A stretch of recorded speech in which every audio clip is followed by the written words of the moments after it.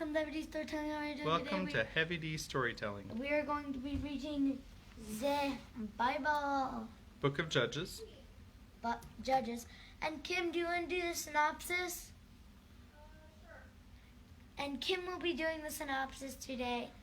And then we are going to be reading Ben-Hur.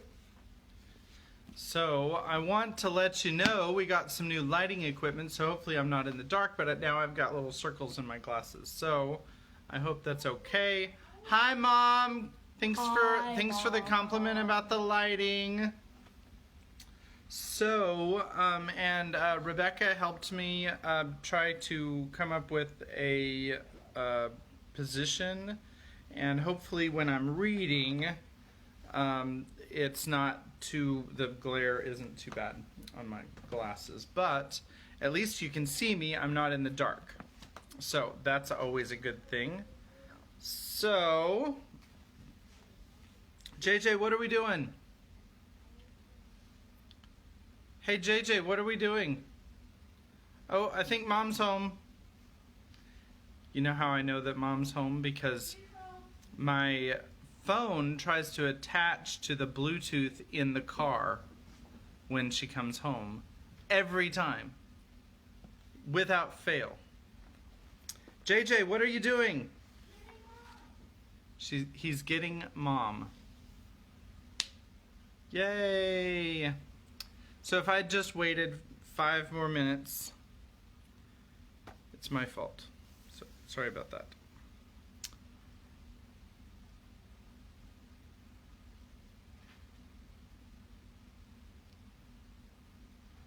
I don't know. Hello, second person. Thank you for joining me today. Granny Bear! Hey, Kimmy, come here to say hi to Granny Bear. We are in delay right now because Mom just got home. If I'd known that she was driving home, I probably would have waited to start. But no, you need to come over on this side now. Hello. So we have some lighting equipment, Granny Bear, that we got. It's just some cheap stuff that you use for... Come on over. Cheap stuff that you use for vlogging, but it will make this little dark corner that we're in a little bit brighter, and that's good. Hey, so, how are you doing? How are you doing, Granny Bear?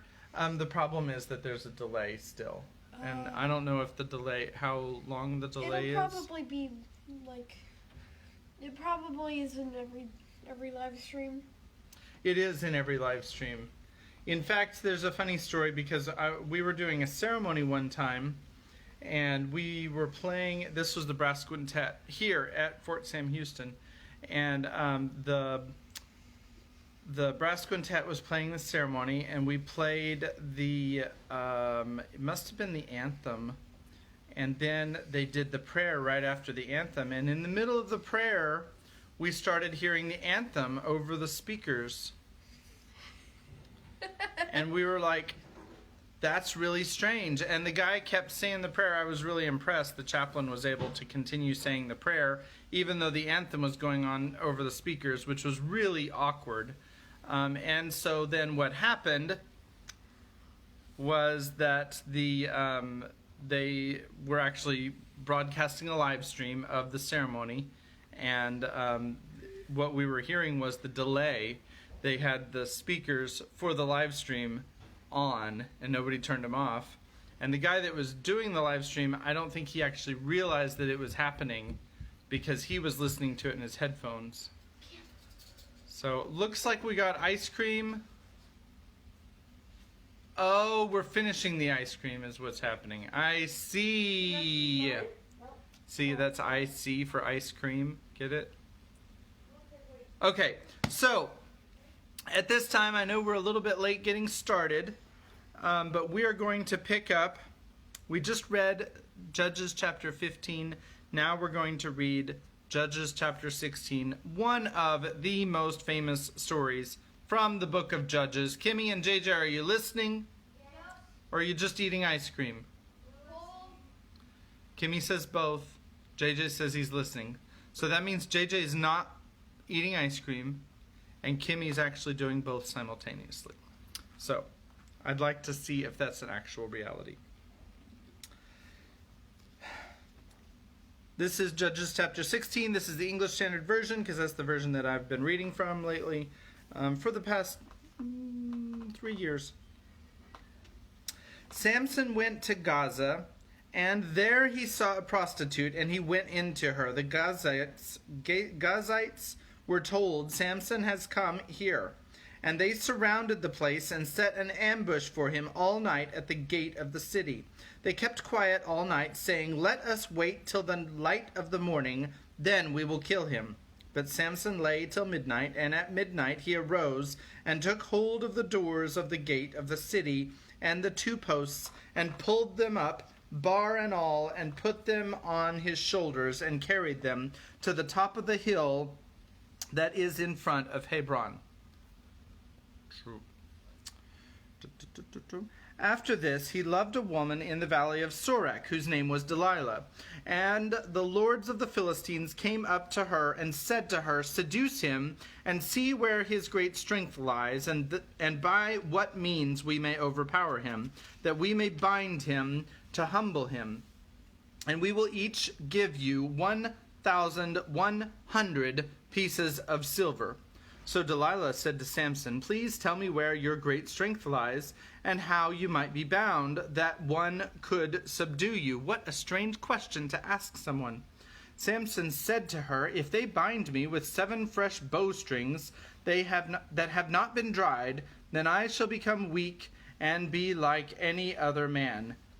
Then the lords of the Philistines brought up to her 7 fresh bowstrings that had not been dried, and she bound him with them. Now she had men lying in ambush in an inner chamber, and she said to him, "The Philistines are upon you, Samson." But he snapped the bowstrings as a thread of flax snaps when it touches the fire. So the secret of his strength was not known. Then Delilah said to Samson, "Behold, you have mocked me and told me lies. Please tell me how you might be bound."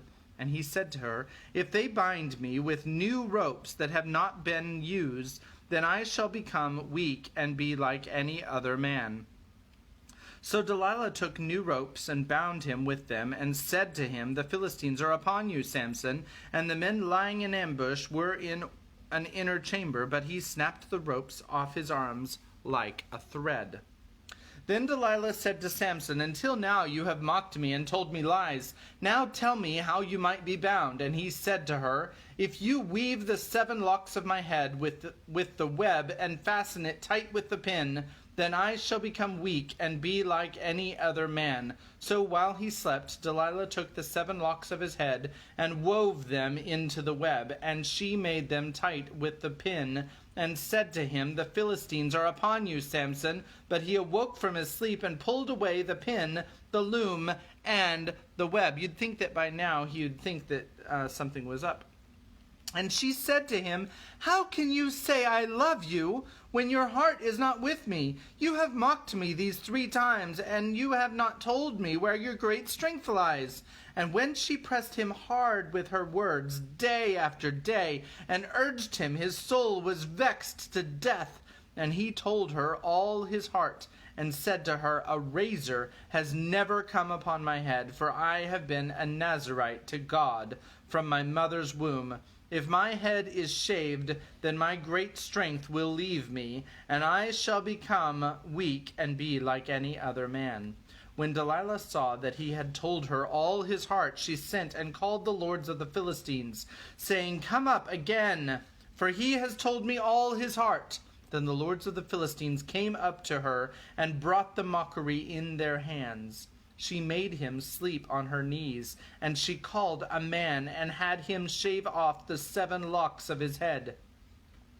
Then she began to torment him, and his strength left him. And she said, "The Philistines are upon you, Samson." And he awoke from his sleep and said, "I will go out as at other times and shake myself free."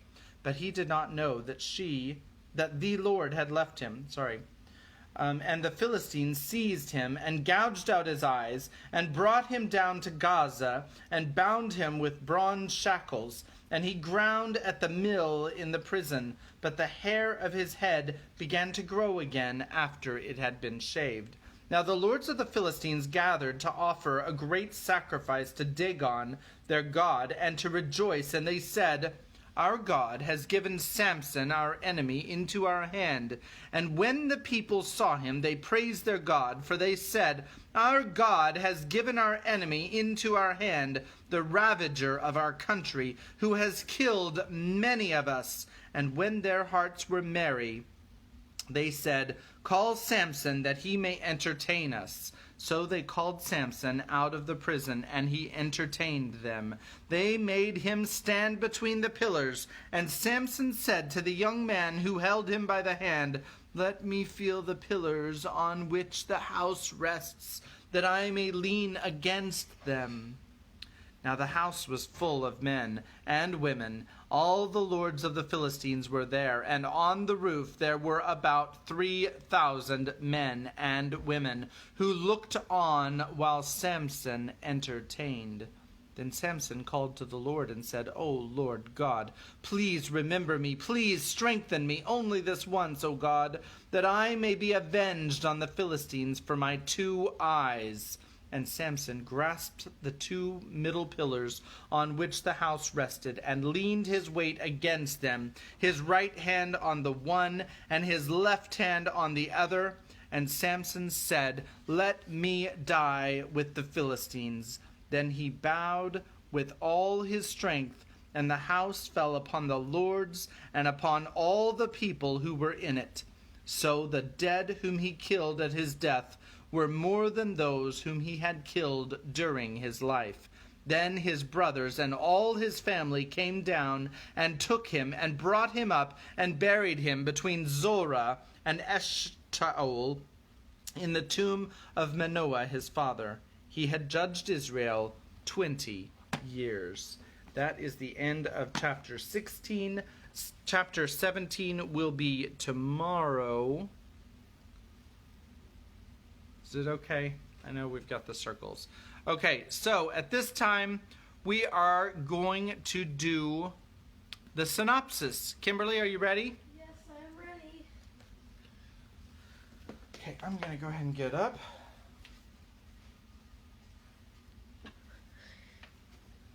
So what happened in the last few chapters was Ben-Hur, he found out that his family is most likely dead. And then he found out about this guy who knew his father. And so he goes over and meets with him and says, Hey, I am Ben-Hur's son. And he's like, Can you prove that? And since it'd been like a 3 or so 2-year time jump, I think. Yeah. I think it's been longer than that. So there was a real big time jump or something. No, it's not that long. And so what happened was he tried to explain what had happened, and the guy still didn't believe him. And then his daughter did eventually believe him, I think, right? Esther was Yeah. his daughter, and the man's name was Simonides. Simonides? He was a Jew with a Greek name, Okay. and he was basically a pretty poor dude. It At was just first, it was just him and his daughter. no, and they he were was very paupers. rich. And he didn't have very many. He barely had clothes to wear, right? Dad, he was very rich because he took over Ben-Hur's father's business or something like that. Something like that. And basically what happened after that was he didn't believe him and everything, and then I think he's like saying stuff to try to make him believe him, right? Something like that. Well, he left the place. Yeah, he left after a bit too. So whose lineage could he prove? Arius. Arius. Right, Arius. But he couldn't prove his actual lineage. Mhm. Right. because Arius had adopted him, right? Right, Okay. right. Okay. Okay, and I think that's about what happened, right? Yeah, it's pretty good. Close enough. Okay. Oh, sorry about that. Wait. Oh, Kimmy said, wait. Oh no, this is scary. Yeah. Oh, okay. Now it's my turn. Sound is much better on your phone than the laptop too. I hear you off camera. I'm not sure what that means. I hear you off camera. Hello, I wanted to... Because, JJ wants to say something, but I wanted to show you this card that we got from Rebecca, because she's awesome! Awesome! Merry Christmas! Awesome. But, Oh, I know what she's saying. She can hear me when I'm not facing the camera, because we had that problem with the laptop. Okay, I get it now. Sorry, it took me a second. I'm not that smart. So, all right. I was wondering if I could do Mary Had a Little Lamb with the recorder. Okay, so JJ is going to. No one could hear. Okay, yep, we got it now because I figured it out. JJ wants to do a recital on the recorder. He's gonna play "Mary Had a Little Lamb," and I might have a few mistakes. 'Cause he I'm might not have a that few good. mistakes. I'm- He's Kim been taught practicing me. for 5 minutes now. I'm just joking.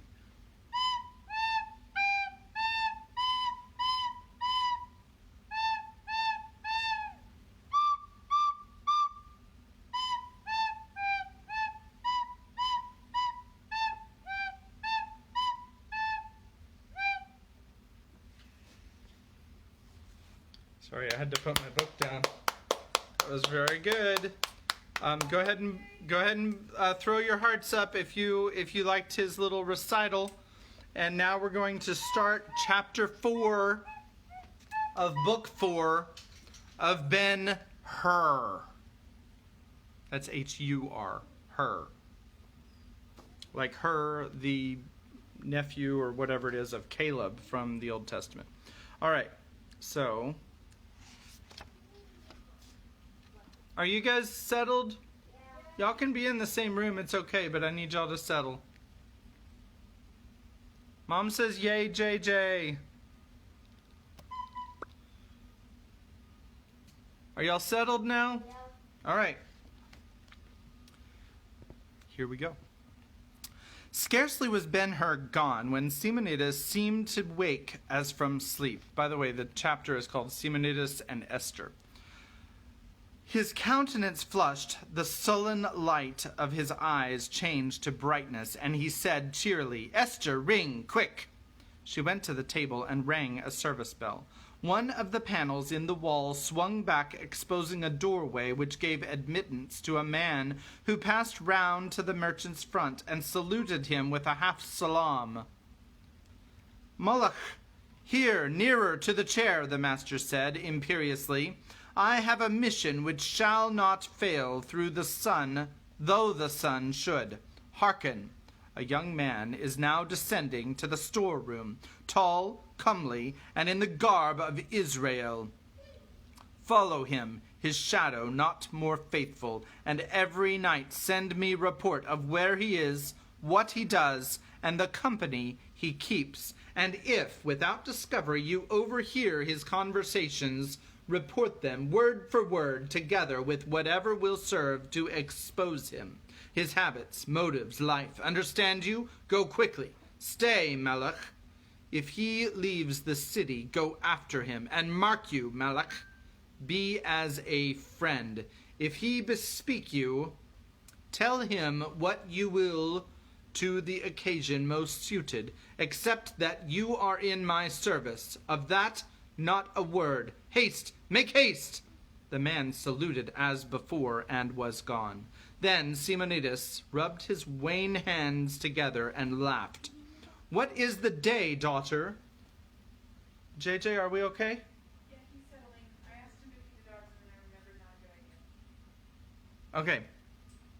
"What is the day, daughter?" he said in the midst of the mood.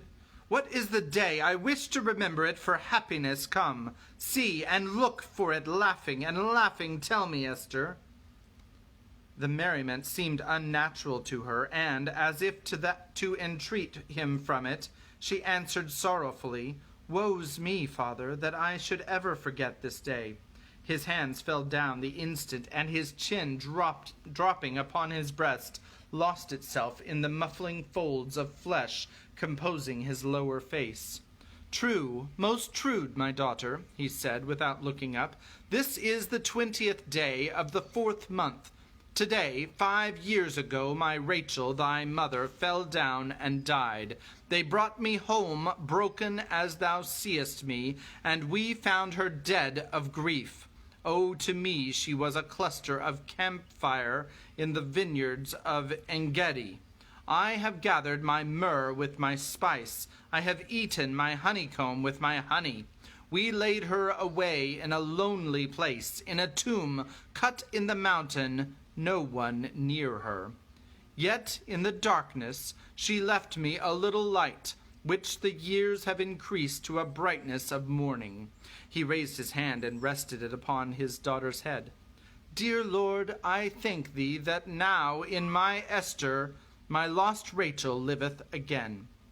Directly he lifted his head and said, as with a sudden thought, Is it not clear day outside?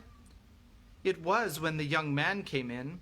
Then let Abimelech come and take me to the garden where I can see the river and the ships, and I will tell thee, dear Esther, why but now my mouth filled with laughter and my tongue with singing, and my spirit was like to a roe or to a young hart upon the mountains of spices.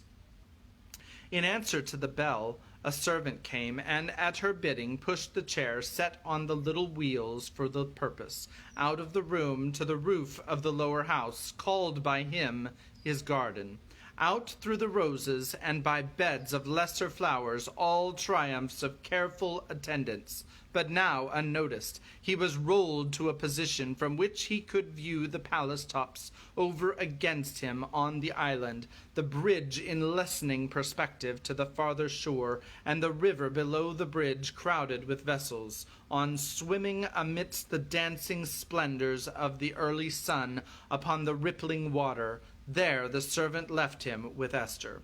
The much shouting of laborers and their beating and pounding did not disturb him any more than the tramping of people on the bridge floor almost overhead, being as familiar to his ears as the view before him to his eye, and therefore unnoticeable except as suggestions of prophets in promise. Esther sat on the arm of the chair, nursing his hand and waiting his speech, which came at length in the calm way, the mighty will having married him back to himself. When the young man was speaking, Esther, I observed thee, and thought thou wert won by him. Her eyes fell as he replied, Speak you of faith, father? I believed him. In thy eyes, then, he is the lost son of the Prince Hur? If he is not, she hesitated, and if he is not, Esther, I have been thy handmaiden, father, since my mother answered the call of the Lord God. By thy side I have heard and seen thee deal in wise ways with all manner of men, seeking profit, holy and unholy. And now I say, if indeed the young man be not the prince he claims to be, then before me falsehood never played so well the part of righteous truth. By the glory of Solomon, daughter, thou speakest earnestly. Dost thou believe thy father, his father's servant? I understood him to ask of that as something he had but heard. For a time Simeonidus' gaze swam among his swimming ships, though they had no place in his mind. Well, thou art a good child, Esther, of genuine Jewish shrewdness, and of years and strength to hear a sorrowful tale. Wherefore give me heed, and I will tell you of myself, and of thy mother, and of many things pertaining to the past, not in thy knowledge or thy dreams, things things withheld from the persecuting Romans for a hope's sake, and from thee, that thy nature should grow toward the Lord, straight as the reed to the sun. I was born in a tomb in the valley of Hinnom, on the south side of Zion. My father and mother were Hebrew bondservants, tenders of the fig and olive trees growing, with many vines in the king's garden, hard by Siloam. And in my boyhood I helped them. They were of the class bound to serve forever. They sold me to the prince Hur, then next to Herod the king, the richest man in Jerusalem. For that garden he transferred me to his storehouse in Alexandria of Egypt, where I came of age. I served him 6 years, and in the 7th, by the law of Moses, I went free. Esther clapped her hands lightly. O then, thou art not his father's servant. Nay, daughter, hear. Now in those days there were lawyers in the cloisters of the temple who disputed vehemently, saying the children of servants bound forever took the condition of their parents, but the prince Hur was a man righteous in all things, and an interpreter of the law after the straitest sect, though not of them. He said, I was a Hebrew servant bought in the true meaning of the great lawyer, and by sealed writings, which I yet have, he set me free. And my mother? Esther asked. Thou shalt hear all, Esther. Be patient. Before I am through, thou shalt see it were easier for me to forget myself than thy mother. At the end of my service, I came up to Jerusalem to the Passover. My master entertained me. I was in love with him already, and I prayed to be continued in his service. He consented, and I served him yet another 7 years, but as a hired son of Israel. In his behalf I had charge of ventures on the sea by ships, and of ventures on land by caravans eastward to Susa and Persepolis, and the lands of silk beyond them. Perilous passages were they, my daughter, but the Lord blessed all I undertook. I brought home vast gains for the prince, and richer knowledge for myself, without which I could not have mastered the charges since fallen to me. One day I was a guest in his house in Jerusalem. A servant entered with some sliced bread on a platter. She came to me first. It was then I saw thy mother, and loved her, and took her away in my secret heart. After a while, a time came when I sought the prince to make her my wife. He told me she was bondservant forever, but if she wished, he would set her free that I might be gratified. She gave me love for love, but was happy where she was, and refused her freedom. I prayed and besought, going again and again after long intervals. She would be my wife. She all the time said, if I would become her fellow in servitude. Our father Jacob served yet other 7 years for his Rachel. Could I not as much for mine? But thy mother said I must become as she, to serve forever. I came away, but went back. Look, Esther, look here. He pulled out the lobe of his left ear. See you not the scar of the owl? I see it, she said, and, oh, I see how thou didst love my mother. Love her, Esther. She was to me more than the Shulamite to the singing king, fairer, more spotless, a fountain of gardens, a well of living waters and streams from Lebanon. The master, even as I required him, took me to the judges and back to his door, and thrust the owl through my ear into the door, and I was his servant forever. So I won my Rachel, and was ever love like mine. Esther stooped and kissed him, and they were silent, thinking of the dead.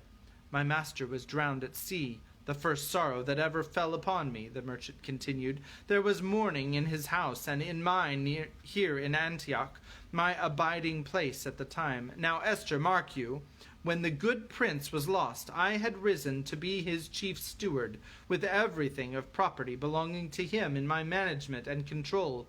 Judge you how much he loved and trusted me. I hastened to Jerusalem to render account to the widow. She continued me in the stewardship. I applied myself with greater diligence. The business prospered and grew year by year. 10 years passed. Then came the blow which you heard the young man tell about, the accident, as he called it, to the procurator Gratus. The Roman gave it out an attempt to assassinate him.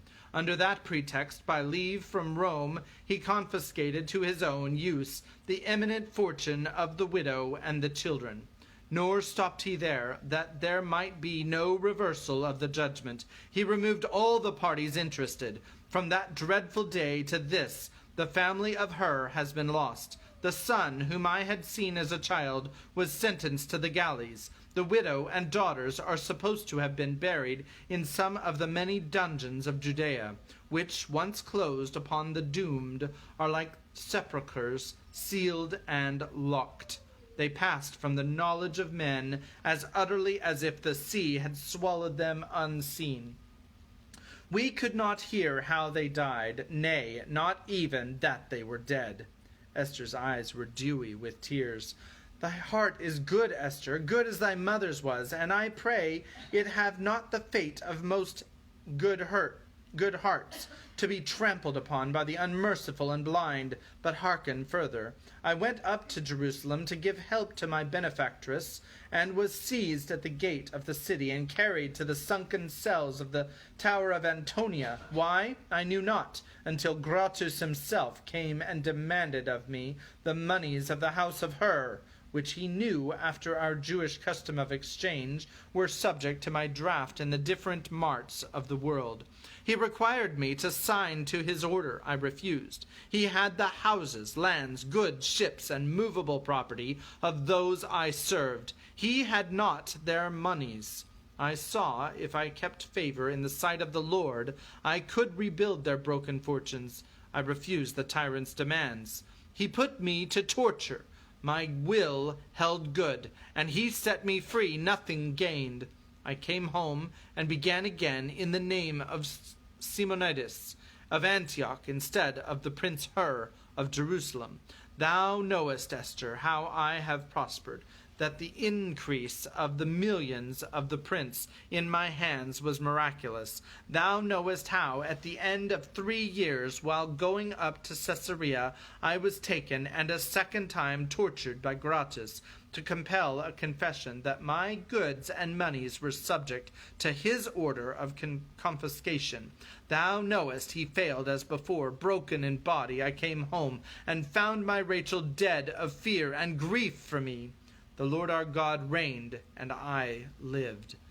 From the emperor himself I bought immunity and license to trade throughout the world.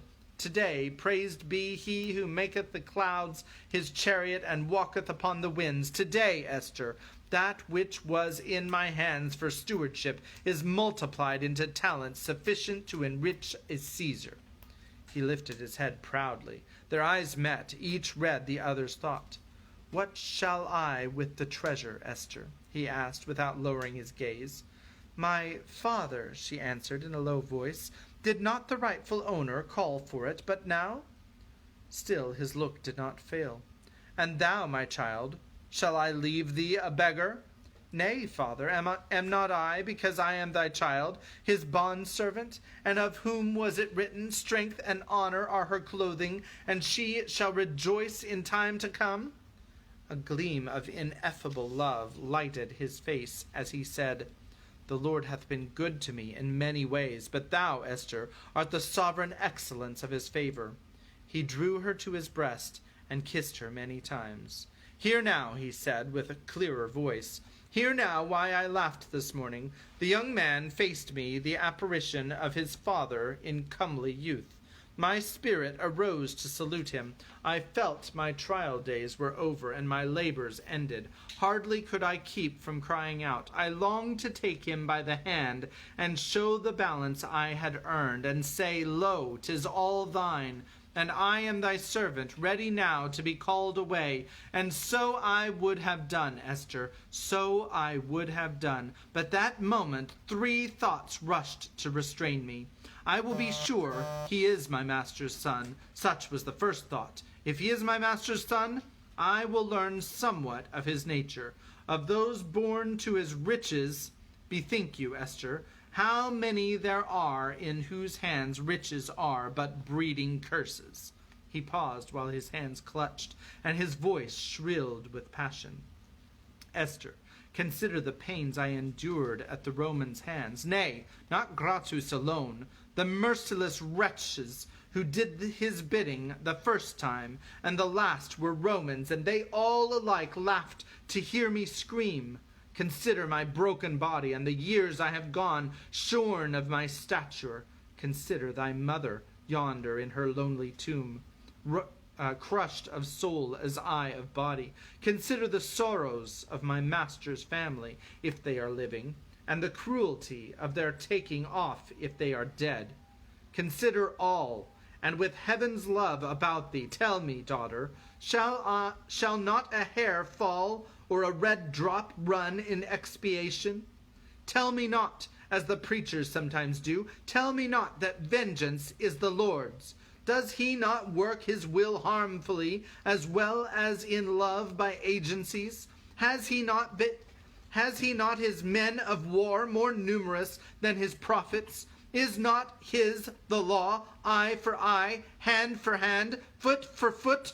Oh, in all these years I have dreamed of vengeance, and prayed, and provided for it, and gathered patience from the growing of my store, thinking and promising, as the Lord liveth, it will one day buy me punishment of the wrongdoers. And when speaking of his practice with arms, the young man said it was for a nameless purpose, I named the purpose even as he spoke. Vengeance. And that, Esther, that it was. The third thought, which held me still and hard, while his pleading lasted, and made me laugh when he was gone. Esther caressed the faded hands, and said, as if her spirit with his were running forward to results, he is gone. Will he come again? I, Malach the faithful, goes with him, and will bring him back when I am ready. And what will that be? When will that be, Father? Not long, not long. He thinks all his witnesses dead. There is one living who will not fail to know him, if he be indeed my master's son. His mother? Nay, daughter. I will set the witness before him. Till then, let us rest the business with the Lord. I am tired. Call Abimelech. Esther called the servant, and they returned into the house. Chapter 5. The Grove of Daphne. When Ben-Hur sallied from the great warehouse, it was with the thought that another failure was to be added to the many he had already met in the quest for his people, and the idea was depressing exactly in proportion as the objects of his quest were dear to him. It curtained him round about with the sense of utter loneliness on earth, which more than anything else serves to eke from a soul cast down its remaining interest in life. Through the people and the piles of goods he made way to the edge of the landing, and was tempted by the cool shadows darkening the river's depths. The lazy current seemed to stop and wait for him. In counteraction of the spell, the staying of the voyager flashed into memory. Better be a worm and feed upon the mulberries of Daphne than a king's guest. He turned and walked rapidly down the landing and back to the Khan. While I'm stopped here for just a moment, I did have one person ask me the correct spelling of the word Khan over the last day, and that spelling is Khan. That is Kilo Hotel Alpha November Khan. In other words, Star Trek. Yeah, it is the same spelling as the character in Star Trek, but this is not a character, this is a place. The road to Daphne, the steward said, surprised at the question Ben-Hur put to him. You have not been here before. Well, count this the happiest day of your life. You cannot mistake the road. The next street to the left, going south, leads straight to Mount Sulpius, crowned by the altar of Jupiter and the amphitheater. Keep it to the third cross street, known as Herod's Colonnade. Turn to your right there and hold the way through the old city of Seleucus to the bronze gates of Epiphanes. There the road to Daphne begins, and may the gods keep you. A few directions respecting his baggage, and Ben-Hur set out. The colonnade of Herod was easily found. Thence to the brazen gates, under a contentious marble portico, he passed with a multitude mixed of people from all the trading nations of the earth. It was about the 4th hour of the day when he passed out the gate, and found himself one of a procession apparently interminable, moving to the famous grove. The road was divided into separate ways for footmen, for men on horses, and men in chariots, and those again into separate ways for outgoers and incomers. The lines of division were guarded by low balustrading, broken by massive pedestals, many of which were surmounted with statuary. Right and left of the road extended margins of sward perfectly kept, relieved at intervals by groups of oak and sycamore trees, and vine-clad summer-houses for the accommodation of the weary, of whom, on the return side, there were always multitudes. The ways of the footmen were paved with red stone, and those of the riders strewn with white sand compactly rolled, but not so solid as to give back an echo to hoof or wheel. The number and variety of fountains at play were amazing, all gifts of visiting kings and called after them. Out southwest to the gates of the grove, the magnificent thoroughfare stretched a little over 4 miles from the city. In this wretchedness of feeling, Ben-Hur barely observed the royal liberality which marked the construction of the road, nor more did he at first notice the crowd going with him. He treated the processional displays with like indifference. To say truth, besides his self-absorption, he had not a little to the complacency of a Roman visiting the provinces, fresh from the ceremonies which daily eddied round and round the golden pillar set up by Augustus as the center of the world. It was not possible for the provinces to offer anything new or superior. He rather availed himself of every opportunity to push forward through the companies in the way, and too slow going for his impatience. By the time he reached Heraclea, a suburban village intermediate the city and the grove, he was somewhat spent with exercise, and began to be susceptible of entertainment. Once a pair of goats led by a beautiful woman and goats alike brilliant with ribbons and flowers, attracted his attention. Then he stopped to look at a bull of mighty girth and snowy white, covered with vines freshly cut, and bearing on its broad back a naked child in a basket, the image of the young Bacchus, squeezing the juice of ripened berries into a goblet and drinking with libational formulas. As he resumed his walk, he wondered whose altars would be enriched by the offerings. A horse went by with clipped mane after the fashion of the time, his rider superbly dressed. He smiled to observe the harmony of pride between the man and the brute. Often after that he turned his head at hearing the rumble of wheels and the dull thud of hoofs. Unconsciously he was becoming interested in the styles of chariots and charioteers as they rustled past him, going and coming. Nor was it long until he began to make notes of the people around him.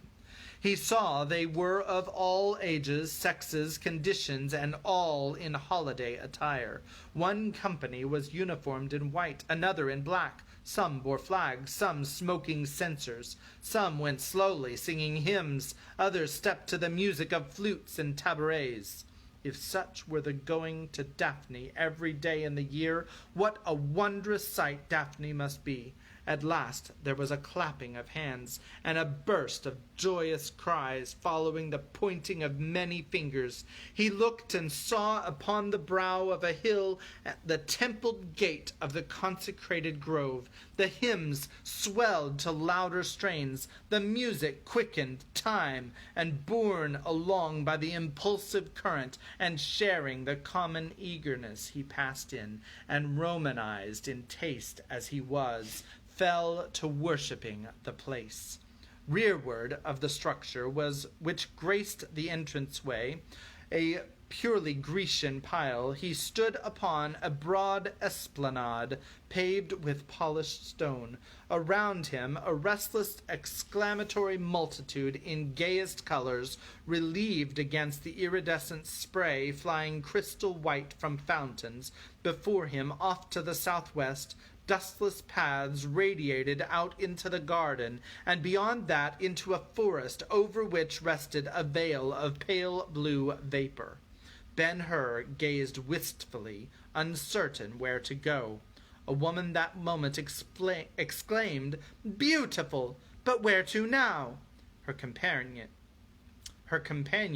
wearing a chapelet of bays, laughed and answered, "Go to, thou pretty barbarian. The question implies an earthly fear, and did we not agree to leave all such behind in Antioch with the rusty earth? The winds which blow here are respirations of the gods. Let us give ourselves to the waftage of the winds. But if we should get lost? O thou timid! No one was ever lost in Daphne except those of whom her gates close forever."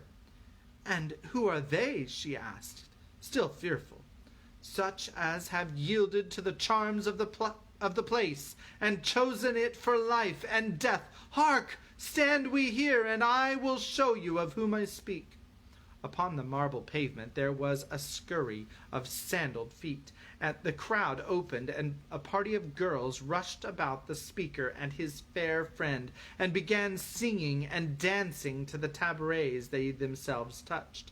The woman, scared, clung to the man, who put an arm about her, and with kindled face kept time to the music with the other hand overhead.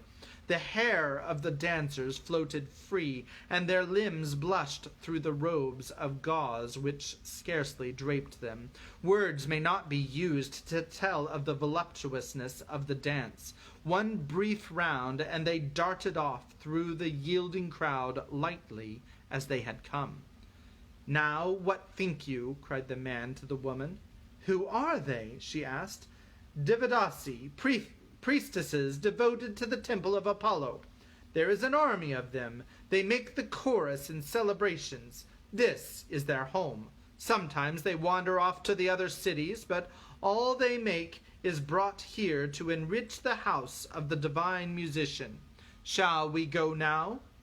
Next minute the two were gone. Ben-Hur took comfort in the assurance that no one was ever lost in Daphne, and he too set out. Where? He knew not. A sculpture reared upon a beautiful pedestal in the garden attracted him first. It proved to be the statue of a centaur. An inscription informed the unlearned visitor that it exactly represented Chiron, the beloved of Apollo and Diana, instructed by them in the mysteries of hunting, medicine, music, and prophecy. The inscription also bade the stranger look out at a certain part of the heavens at a certain hour of the clear night, and he would behold the dead alive among the stars, whither Jupiter had transformed the good genius. The wisest of the centaurs continued nevertheless in the service of mankind. In his hand he held a scroll on which, graven in Greek, were paragraphs of a notice. "O traveler, art thou a stranger? Number 1. Hearken to the singing of the brooks, and fear not the rain of the fountains. So will the Naiads learn to love thee. Number 2, the invited breezes of Daphne and Zephyrus and Auster, gentle ministers of life, they will gather sweets for thee when Eris blows. Diana is elsewhere hunting when Boreas blusters. Go hide, for Apollo is angry. Number 3, the shades of the grove are thine in the day. At night they belong to Pan and his dryads. Disturb them not. Number 4, eat of the lotus by the brookside sparingly, unless thou wouldst have Circes of memory, not sure what that word is, which is to become a child of Daphne. Number 5, walk thou round the weaving spider, 'tis Arachne at work for Minerva. Number 6, wouldst thou behold the tears of Daphne, break but a bud from a laurel bough, and die. Heed thou, and stay, and be happy. Ben-Hur left the interruption of the mystic notice to others fast enclosing him, and turned away as the white bull was led by. That's basically like a list of rules, like you go to the swimming pool and it has rules, so that's the rules. You have to follow those rules. Don't bother the spiders. Don't go in at night. Don't break the boughs. Don't take a flower or you're going to die. All right. So Ben-Hur left the interruption of the mystic notice to others fast enclosing him, and turned away as the white bull was led by. The boy sat in the basket, followed by a procession. After them again the woman with the goats, and behind her the flute and the tabret players, and another procession of gift bringers. Whither go they? Asked a bystander. Another made answer, the bull to Father Jove the goat. Did not Apollo once keep the flocks of Admetus? Aye, the goat to Apollo. The goodness of the reader is again besought in favor of an explanation. A certain facility of accommodation in the matter of religion comes to us after much intercourse with people of a different faith. Gradually we attain the truth that every creed is illustrated by good men who are entitled to our respect, but whom we cannot respect without courtesy to their creed. To this point Ben-Hur had arrived. Neither the years in Rome nor those in the galley had made any impression upon his religious faith. He was yet a Jew. In his view, nevertheless, it was not an impiety to look for the beautiful in the grove of Daphne. The remark does not interdict the further saying, if his scruples had been ever so extreme. Not improbably he would at this time have smothered them.